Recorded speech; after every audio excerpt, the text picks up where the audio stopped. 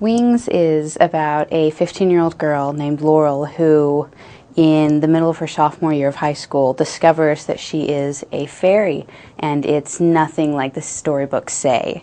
And so she has to really discover herself and what it means to be a fairy, as well as what it really means to be human, as she kind of bounces between this human guy, David, who is wonderful, and this new fairy guy that she meets named Tammany, who is just really gorgeous and intense and seems to have something behind the curtain that he's not letting her know. As a teenager, I personally was pretty much a literature and drama nerd. I liked to be social, but in a lot of ways I didn't know how. One of the main things that I draw from myself that I put into Laurel, one of the only things really, I'm not very much like Laurel at all, is that she starts this public school after having been homeschooled for 10 years. And she doesn't really know what to do. She's surrounded by people that she doesn't really know how to interact with.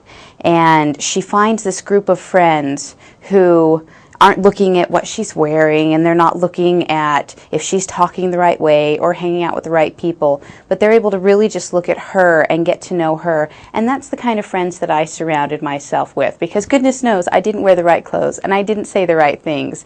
I wore what I wanted to and I said what I wanted to, and I had a really great group of friends who appreciated that.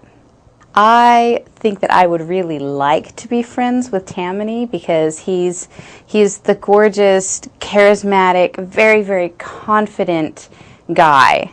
But in reality, I would definitely have been friends with David, because he is one of those people who looks at people and sees the good in them, and not only sees the good in them, but brings it out and emphasizes it in them. And he's also extremely accepting.